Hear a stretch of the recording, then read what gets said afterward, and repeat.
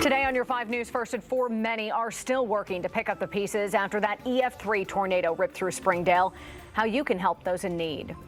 Plus, pressure is mounting for new sanctions after a Russian retreat reveals atrocities in Ukraine. The growing calls for the West to do more. That's in just a few minutes.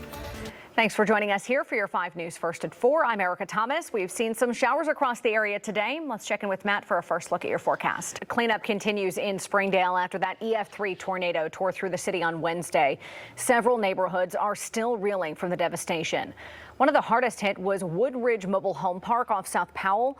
5 News reporter Micah Wilson joins us live from that area now with the latest on cleanup efforts. Micah, coming up on your 5 News at 5, we're speaking with the Red Cross about what more needs to be done and how you can help. Meanwhile, volunteers spent the weekend helping people impacted by the tornado. The Red Cross and other organizations spent the past few days passing out snacks, emergency supplies, and helping pick up debris. Volunteers went door to door assessing damage. Now, the two big needs right now are debris management and storage for people salvaging their belongings. Salvation Army and Southern Baptist Convention have helped provide meals. Michael Ingram with the Red Cross says as most kitchens are closing down, they're staying open.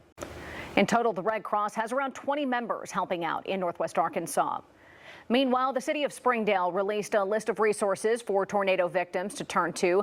Cross Church's Compassion Center is on that list. It's offering food, clothes, and other items for people who need it. It's also looking for donations to make sure it has enough. The center accepts all food items and non-perishable paper products. The Compassion Center is also accepting money to help storm victims. And for updates on breaking news sent straight to your phone and weather where you live, you can download our free 5 News app in the Apple App Store and on Google Play. Just be sure to opt in for notifications. We're learning new information this afternoon about a deadly incident on a train bridge in Van Buren last night. Police say Union Pacific Railroad operated the train that struck 2 people walking across that bridge.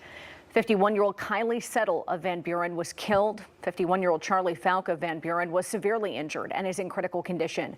Now you can see here on this map, it happened north of Lee Creek Park. They were walking on that bridge that crosses Lee Creek around 7 last night.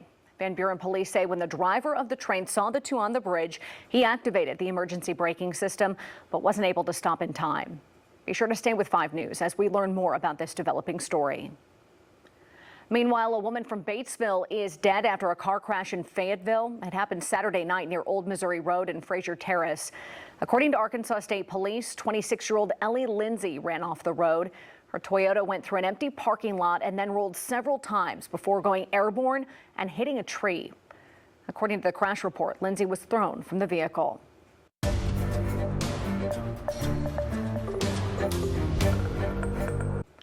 There are calls for new economic sanctions against Russia amid growing allegations Russian troops committed war crimes in Ukraine.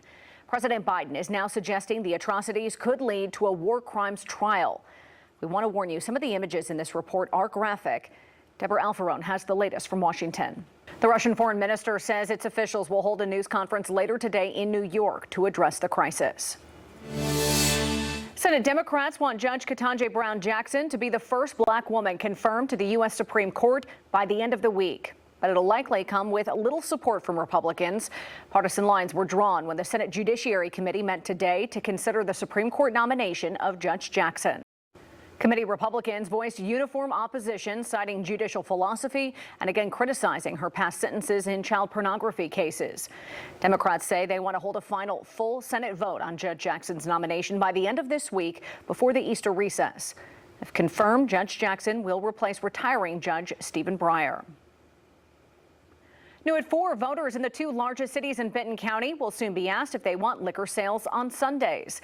A campaign committee called Keep Our Tax Dollars Local is gathering signatures to get the issue on the November ballot for Bentonville and Rogers voters.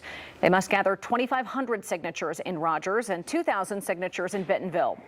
Chairman of the committee, Clay Kendall, who is also on the Rogers City Council, says they want people living in these cities to have more purchase options.